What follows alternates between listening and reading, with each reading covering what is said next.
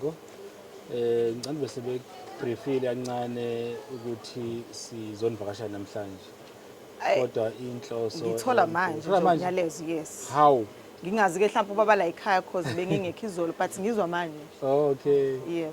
Okay. No, inhloso esihamba ngayo siswami ukuthi as Action SA sibona umnotho wasemalokishini ufadalala. Sinentshisekelo yokuthi si revive in a way yokuthi ungagcina uhamba nabantu bangaphandle in the main, but sibona ukuthi ukukhuluma nabantu abasasele ukuthi mhlambe iziphi insela ababhekene nazo ngoba siyabona amalokishi amaningi most part of the shops are taken by abantu bangaphandle. Kodwa futhi kumele siqonde ukuthi mhlambe iziphi inselele enibhekene nazo nina as osomabhizinisi kakhulukazi elokishini ezenza ukuthi usikhathi abanye bese berenta out umuntu wangaphandle futhi owala athi hayi mhlawumbe akusenzeki akusasebenzeki but lo ngaphandle afika asebenze ubone futhi iqhubeke simama yena kodwa bala behluleka. Okay. Ngeke ngize ngiphawule kakhulu kulokho because isitolo sesibe khona iminyaka eminingi. Okay, yakhona ama challenges ngaphela amakhona umuntu oseduze kwakho ngeke ungaffecteki yabo. Singasho nje lokho ukuthi ama sales besewenza kudala awasafani nama sales amanje. Ikona nje engingakusho lokho. Yeah. Iyona ke into esi-affectayo ukuthi akusafani nakudala. And ibona ama price abo ke I think bathi are cheap kunawethu. I don't know how, but I think enye into futhi enza ukuthi abantu abaningi babuye bothenga kubona bangezi la.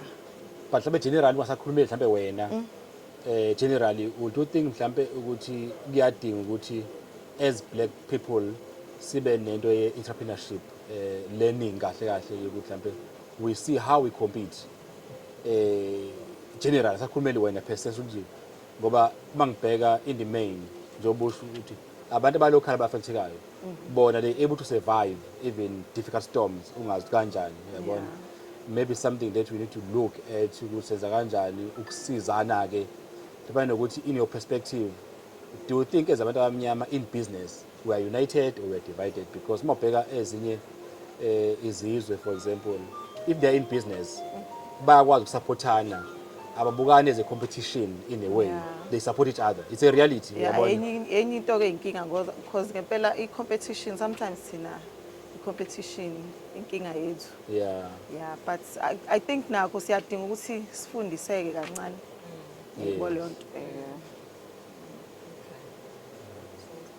No siyabonga nje kwaniqhubeka niyibambe bafethu ningayikeleli ngiyazi kunzima.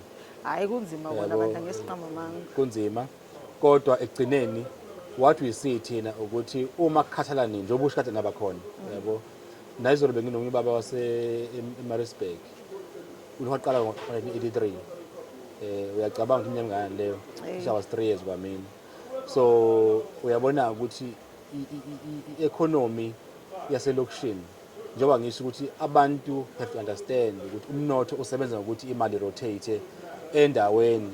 So currently if sivulela if mhlawumbe nanikhathala siyakhathala manje ngoba amaseza low nithi hayi asisinikeze omunye umuntu iqiniso ukuthi uma usinikeza umuntu angaphandle it means i-profit ayenzayo yena uyayihambisa ezweni lakhe whereas wena whatever oyenzayo you have to use it ngaphakathi either unike ingane yothenga esikoleni whatever kodwa ukuseva ngakho wena kusho ukuthi umnotho wakho owenzayo ugcina la ngaphakathi yena uyahambisa ekhaya.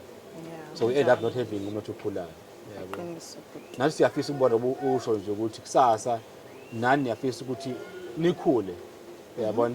So as we in business uyafuna ukuthi hayi usumove from ispaza usuke ngesitolo esikhulu manje akuselula ngoba nje sisashikilisa kanje phela siyashikila manje asisaboni profit asisaboni lutho.